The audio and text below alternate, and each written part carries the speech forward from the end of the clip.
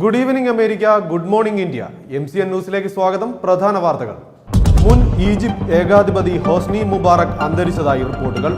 അടുത്ത 2 ദിവസങ്ങളിൽ അമേരിക്കയുടെ മധ്യ അറ്റ്ലാന്റിക് മേഖലകളിൽ താപനില റെക്കോർഡുകൾ ഭേദിക്കുമെന്ന നാഷണൽ വെതർ സർവീസിന്റെ മുന്നറിയിപ്പ്. യൂറോപ്യൻ സാമ്പത്തിക പ്രതിസന്ധി മറികടക്കാൻ ഒറ്റക്കെട്ടായി പ്രവർത്തിക്കണമെന്ന ആഹ്വാനവുമായി G20 ഉച്ചകോടിക്ക് അവസാനമായി. പാകിസ്ഥാനിലെ പുതിയ പ്രധാനമന്ത്രി സ്ഥാനത്തേക്ക് മഖ്ദൂം ഷഹാബുദ്ദീനെ പരിഗണിക്കുന്നതായി റിപ്പോർട്ടുകൾ. ഞാൻ മനോജ്. വാർത്തകൾ വിശദമായി. മുൻ ഈജിപ്ത് ഏകാധിപതി ഹോസ്നി മുബാറക് മരണപ്പെട്ടതായി റിപ്പോർട്ടുകൾ. എന്നാൽ മുബാറക്കിന്റെ നില മോശമായി തുടരുന്നതായി സൈനിക കേന്ദ്രം. മരണം സംബന്ധിച്ച വാർത്തകൾ തെറ്റാണെന്നും അവർ വ്യക്തമാക്കി. ജനകീയ പ്രക്ഷോഭത്തിലൂടെ സ്ഥാനഭ്രഷ്ടനാക്കപ്പെട്ട ഈജിപ്ത് മുൻ ഏകാധിപതി ഹോസ്നി മുബാറക് മരിച്ചതായി സ്ഥിരീകരിക്കാത്ത റിപ്പോർട്ട്. ജീവപര്യന്തം തടവ് ശിക്ഷ ലഭിച്ച ഇപ്പോൾ കഴിയുന്ന ടോറ ജയിലിൽ വെച്ച് മസ്തിഷ്കാഘാതമുണ്ടായതിനെ തുടർന്ന് സമീപത്തുള്ള മാഡിയം മിലിറ്ററി ആശുപത്രിയിൽ എത്തിച്ചെങ്കിലും ജീവൻ രക്ഷിക്കാനായില്ലെന്നാണ് റിപ്പോർട്ട്. 2011 രാജ്യത്ത് പൊട്ടിപ്പുറപ്പെട്ട പ്രക്ഷോഭത്തിനൊടുവിലാണ് മുബാറക്കിന് സ്ഥാനമൊഴിയേണ്ടി വന്നത്. 18 ദിവസം നീണ്ടുനിന്ന പ്രക്ഷോഭം അടിച്ചമർത്തുന്നതിന്റെ ഭാഗമായി 800-ലധികം പേരെ മുബാറക്കിന്റെ സേന കശാപ്പ് ചെയ്തിരുന്നു. ഈ കുറ്റത്തിനാണ് വിചാരണ കോടതി ശിക്ഷ വിധിച്ചത്. എന്നാൽ ഹോസ്നി മുബാറക്കിന് മസ്തിഷ്ക മരണം സംഭവിച്ചതായി വന്ന റിപ്പോർട്ട് സൈനിക നേതൃത്വം നിഷേധിച്ചു. ജയിലിൽ വച്ചാണ് അദ്ദേഹത്തിന് മസ്തിഷ്കാഘാതം സംഭവിച്ചതെന്നും ഉടൻ തന്നെ അദ്ദേഹത്തെ ആശുപത്രിയിലേക്ക് മാറ്റിയിരുന്നതായും ഈജിപ്ഷ്യൻ വാർത്താ ഏജൻസിയായ മെന റിപ്പോർട്ട് ചെയ്തിരുന്നു. മുബാറക്ക് അതീവ ഗുരുതരാവസ്ഥയിലാണെന്ന് സൈനിക കൗൺസിൽ വ്യക്തമാക്കിയിട്ടുണ്ട്. അദ്ദേഹം അബോധാവസ്ഥയിലാണെന്നും വെന്റിലേറ്ററിൽ പ്രവേശിപ്പിച്ചിരിക്കുകയാണെന്നും കൗൺസിൽ അറിയിച്ചു. തലസ്ഥാന നഗരമായ കെയ്റോയിലെ ടോറ ആശുപത്രിയിലാണ് അദ്ദേഹത്തെ പ്രവേശിപ്പിച്ചിട്ടുള്ളത്. മുബാറക്കിന്റെ ഭാര്യ സൂസൈൻ ആശുപത്രിയിലെത്തിയിട്ടുണ്ട്. അഴിമതി കേസിൽ ജയിലിലെത്തിയ മുബാറക്കിന്റെ ആരോഗ്യനില ഇതുവരെയും തൃപ്തികരമായിരുന്നില്ല. ഭരണവിരുദ്ധ പ്രക്ഷോഭത്തെ തുടർന്ന് 2011 മുബാറക് പുറത്താകുന്നത്. ലോകരാജ്യങ്ങളിൽ പ്രസിഡന്റ് പദവി കൂടുതൽ കാലം വഹിച്ചിരുന്നവരുടെ കൂട്ടത്തിലാണ് മുബാറക്കിന്റെ സ്ഥാനം. അതിനു മുമ്പ് വൈസ് പ്രസിഡന്റായി 6 വർഷം. ഈ കാലയളവിൽ ജനാധിപത്യ വിരുദ്ധമായ നയങ്ങൾ മുബാറക്ക് രാജ്യത്ത് നടപ്പിലാക്കി. അടിസ്ഥാന സ്വാതന്ത്ര്യങ്ങൾ പോലും നിഷേധിച്ചതിനെ അദ്ദേഹം ന്യായീകരിച്ചത് ഇസ്ലാമിക തീവ്രവാദത്തെ ചെറുക്കാനെന്ന പേരിലായിരുന്നു. 1950 പൈലറ്റ് ഓഫീസറായി ഈജിപ്ത് സൈന്യത്തിൽ ചേർന്ന മുബാറക് പടിപടിയായി എയർഫോഴ്സ് കമാൻഡറും പ്രതിരോധ മന്ത്രിയുമായി. 1975 ഈജിപ്തിന്റെ വൈസ് പ്രസിഡന്റായി ചുമതലയേറ്റു. 1981 പ്രസിഡന്റ് അൻവർ സാദത്ത് വധിക്കപ്പെട്ടപ്പോൾ നാഷണൽ ഡെമോക്രാറ്റ് പാർട്ടി ചെയർമാനും പ്രസിഡന്റുമായി. പ്രസിഡന്റ് ആകുന്നതുവരെ 3 തെരഞ്ഞെടുപ്പിൽ എതിരില്ലാതെ വിജയിച്ച മുബാറക് പിന്നെ ഒരു തെരഞ്ഞെടുപ്പ് നേരിടുന്നത് 2005 മാത്രമാണ്. ജനാധിപത്യത്തിന്റെ സൂര്യനെ ഈജിപ്തിന്റെ അതിരുകൾക്കുള്ളിൽ അനുവദിക്കാതെ ഉരുക്കുമുഷ്ടി ഉപയോഗിച്ച മുബാറക്കിന് പക്ഷേ അറബ് വസന്തത്തിന്റെ വേലിയേറ്റം തടുക്കാനായില്ല. 2011 ജനുവരി 25 തുടങ്ങിയ ജനാധിപത്യ പ്രക്ഷോഭം 18 ദിവസം കൊണ്ട് എല്ലാം തകിടം മറിച്ചു. മുബാറക് 3 പതിറ്റാണ്ടുകൊണ്ട് ഈജിപ്തിന്റെ മണ്ണിലാഴ്ത്തിയ വേരുകൾ അറുത്തു കളഞ്ഞു. അൽ സാദത്ത് കൊല ചെയ്യപ്പെട്ട ദിവസത്തിലേതുൾപ്പെടെ 6 വധശ്രമത്തെ അതിജീവിച്ച മുബാറക്കിന് ജനകീയ രോഷത്തെ അതിജീവിക്കാനായില്ല. തുടർന്നാണ് 800-ലധികം ജനാധിപത്യ പ്രക്ഷോഭകരെ കശാപ്പ് ചെയ്തതുൾപ്പെടെയുള്ള കേസുകളിൽ വിചാരണ നേരിട്ടത്. കെയ്റോവിനടുത്തുള്ള മെനോഫിയാണ് മുബാറക്കിന്റെ സ്വദേശം. പാതി ബ്രിട്ടൻകാരിയായ സൂസൈനാണ് ഭാര്യ.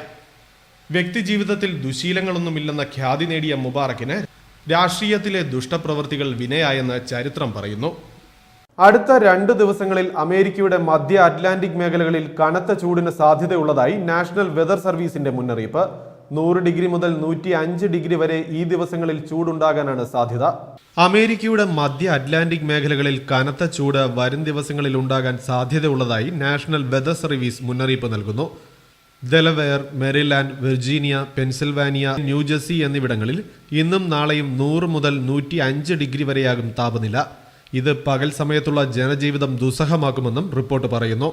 ന്യൂയോർക്ക്, വെർമൗണ്ട്, മസാച്യുസെറ്റ്സ് എന്നിവിടങ്ങളിൽ താപനില ഇപ്പോൾ തന്നെ 100 കടന്നതായും റിപ്പോർട്ടുകളുണ്ട്. ഇത് ഈ പ്രദേശത്തെ സമീപകാല ചരിത്രത്തിലെ കനത്ത ചൂടാണ്. മാൻഹാട്ടനിലെ സെൻട്രൽ പാർക്കിൽ കഴിഞ്ഞ ജൂണിൽ റിപ്പോർട്ട് ചെയ്യപ്പെട്ട 101 ഡിഗ്രിയാണ് രാജ്യത്തെ ഇതുവരെയുള്ള ഏറ്റവും ഉയർന്ന താപനില. ബുധനാഴ്ചയോടെ ഉഷ്ണക്കാറ്റും ആരംഭിച്ചേക്കും. ഇത് വെള്ളിയാഴ്ച വരെ തുടരാനാണ് സാധ്യതയെന്നും എന്നാൽ ആദ്യ 2 ദിവസങ്ങളിൽ അന്തരീക്ഷ താപനില ഏറ്റവും ഉയർന്ന തോതിലായിരിക്കുമെന്നും റിപ്പോർട്ടുകളുണ്ട്. Why? Well, we've got a much earlier than normal big Bermuda high building in off the East Coast, and that's acting like a heat pump. It's an upper level ridge here in the east as well. So we've got heat and humidity, and the haze will start to build up. Here's what we're looking at. We've got heat warnings and heat advisories for 13 states and the District of Columbia with heat indexes 100 to 108. Here are some of the temperatures we're talking about from D.C. to Boston. New York City, 95, 97 Albany, Boston, 97, 98 to 99 degrees in D.C., Pittsburgh, 91, and this extends back to the west as well. Detroit, 95, Chicago, third day in a row of 90-plus readings, 94 in St. Louis, Memphis, 94, and out west, the heat continues as well. Don't want to forget our friends there from Palm Springs, Yuma, Phoenix, Tucson, everybody over 100 degrees with excessive heat watches and warnings in effect. And the bad news is that overnight lows will only drop down into the upper 70s, low 80s. So that means it bounces up even higher tomorrow. We don't get a break until Friday. And കാലാവസ്ഥയിലെ ഈ വ്യതിയാനം ആരോഗ്യ പ്രശ്നങ്ങളും ഉണ്ടാക്കും. ഈ പ്രത്യേക സാഹചര്യം കണക്കിലെടുത്ത് ഈ പ്രദേശത്തെ ജനങ്ങൾക്ക് ചില മുൻകരുതലുകളും നാഷണൽ വെതർ സർവീസ് നൽകുന്നുണ്ട്. അന്തരീക്ഷ താപനില കൂടുതലായതിനാൽ ശരീരത്തിലെ ജലാംശം കുറയാൻ സാധ്യതയുള്ളതിനാൽ ധാരാളം വെള്ളം കുടിക്കണമെന്നും പകൽ സമയത്ത് പുറംജോലികളിൽ ഏർപ്പെടരുത്, പരമാവധി ശീതീകരിച്ച റൂമുകളിൽ കഴിഞ്ഞുകൂടാൻ ശ്രമിക്കണം തുടങ്ങി ജനങ്ങളുടെ സുരക്ഷയെ കരുതിയുള്ള നിർദ്ദേശങ്ങളാണ് ഇപ്പോൾ അധികൃതർ പുറപ്പെടുവിച്ചിട്ടുള്ളത്. അടിയന്തര സാഹചര്യം നേരിടാനുള്ള എല്ലാ ഒരുക്കങ്ങളും എമർജൻസി മാനേജ്മെന്റ് ഒരുക്കിയതായി അധികൃതർ അറിയിച്ചു. മുൻ Penn State football coach Jerry സാൻഡസ്കിക്ക് തന്റെ വാദങ്ങൾ ന്യായീകരിക്കാനുള്ള അവസാന അവസരം കോടതി ഇന്ന് നൽകും. കൊച്ചുകുട്ടികളെ ലൈംഗികമായി പീഡിപ്പിച്ചതുൾപ്പെടെ 51 കേസുകളാണ് സാൻഡസ്കി ഇപ്പോൾ നേരിടുന്നത്. കൊച്ചുകുട്ടികളെ ലൈംഗികമായി പീഡിപ്പിച്ച കേസിൽ കുറ്റക്കാരനായ മുൻ പെൻ സ്റ്റേറ്റ് കോച്ച് ജെറി സാൻഡസ്കിക്ക് തനിക്ക് മേൽ ചാർത്തിയിട്ടുള്ള കുറ്റങ്ങൾ പ്രതിരോധിക്കാൻ ഇന്ന് അവസാന അവസരം. ഇന്നലെ നടന്ന കോടതി നടപടികൾക്കൊടുവിലാണ് കേസിന്റെ തന്റെ ഭാഗം ന്യായീകരിക്കാൻ ഇന്ന് അവസരം നൽകുമെന്ന് ജഡ്ജി ഉത്തരവിട്ടത്. അദ്ദേഹം ഇതിനായുള്ള എല്ലാ സജ്ജീകരണങ്ങളും പൂർത്തിയാക്കിയതായാണ് ഇപ്പോൾ കിട്ടുന്ന വിവരം. കോച്ചിനെതിരെയുള്ള കേസുകളിലെ അവസാന സാക്ഷി വിസ്താരവും ഇന്ന് നടക്കും. തന്റെ കക്ഷി എല്ലാ ആരോപണങ്ങളെയും അതിജീവിച്ച് വരുന്നതിനായി കാത്തിരിക്കാൻ സാൻഡസ്കിയുടെ അഡ്വക്കേറ്റ് പത്രലേഖകരോട് പറഞ്ഞു. The real issue is going to be, what did he intend? Pennsylvania കോടതിയിലാണ് മുൻ പെൻ സ്റ്റേറ്റ് ഫുട്ബോൾ കോച്ചിന്റെ വിസ്താരം നടക്കുന്നത്. 68-കാരനായ ജെറി സാൻഡസ്കിക്കെതിരെ ബാലപീഡനം, ലൈംഗിക കുറ്റകൃത്യങ്ങളുമടക്കം 51 കേസുകളാണ് വാദിഭാഗം കോടതിയിൽ സമർപ്പിച്ചിരിക്കുന്നത്. 15 വയസ്സിന് താഴെയുള്ള 10 ആൺകുട്ടികളെ സാൻഡസ്കി ലൈംഗിക പീഡനത്തിനിരയാക്കി എന്നതാണ് കേസ്. ഇതിൽ 6 കുട്ടികൾ സാൻഡസ്കിയുടെ വീട്ടിൽ തന്നെ താമസിച്ചിരുന്നവരാണെന്നും അവരെ ലൈംഗിക പീഡനത്തിനിരയാക്കിയതായി താൻ അറിഞ്ഞിട്ടില്ലെന്നും കേസിലെ ഒരു സാക്ഷിയായ സാൻഡസ്കിയുടെ ഭാര്യ അറിയിച്ചു. തന്റെ എല്ലാ ശിഷ്യന്മാരെയും സ്നേഹിക്കുക മാത്രമേ ചെയ്തിട്ടുള്ളൂ എന്നും ഡോർത്തി സാൻഡസ്കി മാധ്യമങ്ങളോട് പറഞ്ഞു. കേസുകളുടെ വാദത്തിന്റെ ഭാഗമായി സാൻഡസ്കിയുടെ മനോ ആരോഗ്യം പരിശോധിക്കാൻ കോടതി ഡോക്ടർമാരെ നിയമിച്ചിരുന്നു. ഇദ്ദേഹത്തിന് ഹിസ്ട്രിയോണിക് പേഴ്സണാലിറ്റി ഡിസോർഡർ ആണെന്ന് യൂറോപ്യൻ സാമ്പത്തിക പ്രതിസന്ധി മറികടക്കാൻ ഒറ്റക്കെട്ടായി പ്രവർത്തിക്കണമെന്ന ആഹ്വാനവുമായി G20 ഉച്ചകോടിക്ക് അവസാനമായി. ഗ്രീസിനും സ്പെയിനിനും പ്രത്യേക പാക്കേജിനും ഉച്ചകോടിയിൽ തീരുമാനമായി. സാമ്പത്തിക പ്രതിസന്ധി മറികടക്കാൻ ചെലവ് ചുരുക്കൽ നടപടികളെക്കാൾ വളർച്ചയ്ക്ക് പ്രാധാന്യം നൽകി പ്രവർത്തിക്കാൻ മെക്സിക്കോയിൽ ചേർന്ന G20 ഉച്ചകോടിയിൽ തീരുമാനമായി. യൂറോപ്പിലെ പ്രതിസന്ധി മറികടക്കാൻ പുതിയ തൊഴിലവസരങ്ങൾ ഉണ്ടാക്കണമെന്നും സാമ്പത്തിക സ്ഥിരത കൈവരിക്കാനുള്ള ശ്രമങ്ങൾക്ക് എല്ലാ രാജ്യങ്ങളുടെയും സഹായ സഹകരണങ്ങൾ ആവശ്യമാണെന്നും മെക്സിക്കോയിലെ ലാസ് കാബോസിൽ 2 ദിവസമായി നടന്നുവരുന്ന ഉച്ചകോടിയിൽ ധാരണയായി. ലോകത്തെ വികസ്വര രാജ്യങ്ങളിലെ 20 പ്രതിനിധികളാണ് ഈ ഉച്ചകോടിയിൽ പങ്കെടുത്തത്. യൂറോപ്പിലെ സാമ്പത്തിക പ്രതിസന്ധിയായിരുന്നു ഈ ഉച്ചകോടിയിലെ പ്രധാന ചർച്ചാ വിഷയം. ഗ്രീസിലെയും സ്പെയിനിലെയും പ്രശ്നങ്ങൾക്ക് കൂടുതൽ ജനശ്രദ്ധ ഉണ്ടാക്കി കൊടുക്കാൻ ഈ ഉച്ചകോടിക്കായി. മറ്റു രാജ്യങ്ങൾക്ക് ഇതൊരു മുന്നറിയിപ്പായി കണക്കാക്കാനും യോഗം തീരുമാനിച്ചതായി നേതാക്കളുടെ സംയുക്ത വാർത്താക്കുറിപ്പ് അറിയിച്ചു. അടിസ്ഥാന സൗകര്യ വികസനത്തിനായി നിക്ഷേപത്തിന് പ്രാധാന്യം കൊടുക്കണമെന്ന ഇന്ത്യൻ നിലപാടിന് പൊതുവെ സ്വീകാര്യത കിട്ടിയത് ശ്രദ്ധേയമായി. രാജ്യാന്തര സുരക്ഷയ്ക്ക് കൂടുതൽ പ്രാധാന്യം നൽകും. തീരുമാനങ്ങൾ വ്യക്തമാക്കിക്കൊണ്ട് അമേരിക്കൻ പ്രസിഡന്റ് ഇന്നലെ വൈകുന്നേരം നടത്തിയ പത്രസമ്മേളനത്തിലാണ് ഇക്കാര്യങ്ങൾ വെളിപ്പെടുത്തിയത്. I'm confident that over the next several weeks, Europe will paint a picture of where we need to go, take some immediate steps that are required to give them that time and space. വികസിത രാജ്യങ്ങൾ ഉൾപ്പെടെയുള്ള നിരവധി രാജ്യങ്ങളും സാമ്പത്തിക നിലയിൽ പോരായ്മകളുള്ളതായി അദ്ദേഹം വ്യക്തമാക്കി.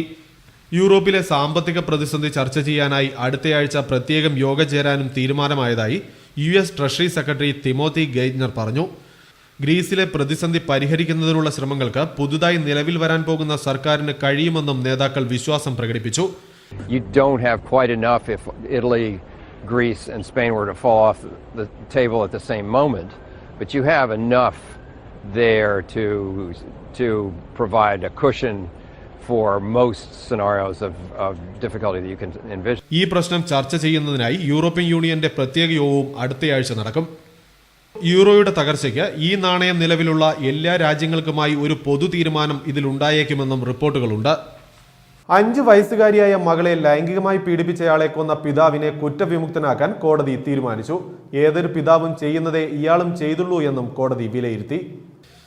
5 വയസ്സുകാരിയായ തന്റെ മകളെ ലൈംഗികമായി പീഡിപ്പിച്ചയാളെ തല്ലിക്കൊന്ന പിതാവിനെ കുറ്റവിമുക്തനാക്കാൻ ഗ്രാൻഡ് ജൂറി തീരുമാനമെടുത്തു. ടെക്സാസിലെ ലെവാക്ക കൗണ്ടിയിലാണ് സംഭവം നടന്നത്.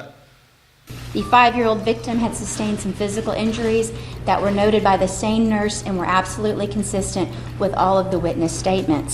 വീട്ടുകാരെല്ലാം ഒരു ചടങ്ങിൽ പങ്കെടുക്കാനായി പുറത്തുപോയ സമയത്തായിരുന്നു ഇവിടത്തെ കുതിരകളെ പരിപാലിക്കാനായി വന്നയാൾ കുട്ടിയെ ലൈംഗിക പീഡനത്തിനിരയാക്കിയത്.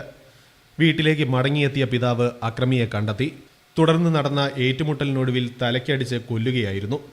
ഈ സംഭവത്തിന് ശേഷം ഇദ്ദേഹം 911ലേക്ക് വിളിച്ച് ഒരു ആംബുലൻസ് തന്റെ വീട്ടിലേക്ക് അയക്കണമെന്നും തന്റെ മകളെ പീഡിപ്പിച്ചയാളെ താൻ തല്ലിയെന്നും എന്നാൽ എന്താണ് സംഭവിച്ചെന്നത് അറിയില്ലെന്നും കരഞ്ഞുകൊണ്ട് ഇയാൾ പറഞ്ഞിരുന്നു. തന്റെ പിഞ്ചു മകളെ കാമവെറിക്കിരയാക്കിയ ആളോട് ഏതൊരു പിതാവിനും തോന്നുന്ന വികാരം മാത്രമേ ഇയാളും ചെയ്തുള്ളൂ എന്ന് കോടതി വിലയിരുത്തി. പീഡനത്തിനിരയായ പെൺകുട്ടി ഇപ്പോഴും ചികിത്സയിലാണ്. ജീസസ് മോറ ഫ്ലോസ് എന്ന 47-കാരനാണ് ഇക്കേസിൽ കൊല്ലപ്പെട്ടത്. മെക്സിക്കോയിൽ നിന്നുള്ള കുടിയേറ്റക്കാരനാണ് ഇയാൾ. പെൺകുട്ടിയുടെ സുരക്ഷയെയും പ്രായത്തെയും പരിഗണിച്ച് അക്രമത്തിനിരയായ കുടുംബത്തിന്റെയും വ്യക്തികളുടെയോ പേര് വിവരങ്ങൾ അധികൃതർ ഇതുവരെയും പുറത്തുവിട്ടിട്ടില്ല. അക്രമിയെ തല്ലിക്കൊന്ന പിതാവിന് പിന്തുണയുമായി കഴിഞ്ഞ ദിവസങ്ങളിലും നിരവധി പേരാണ് രംഗത്ത് വന്നിരുന്നത്. He got what he well deserved. Yeah. And you can say that nationwide. I don't think he should be arrested for it. I don't think any charges should be filed. If somebody abused my grandchild like he did, I think he deserved everything he got. Especially 4 years old. That's terrible. Yes. തന്റെ മകളെ നശിപ്പിച്ചയാളെ ആക്രമിച്ച ശേഷവും ഇയാളുടെ ജീവൻ രക്ഷിക്കാനായി കുടുംബം നടത്തിയ ശ്രമങ്ങളാണ് ഇക്കേസിൽ കോടതിയെ അനുകൂല വിധി നൽകാൻ പ്രേരിപ്പിച്ചത്.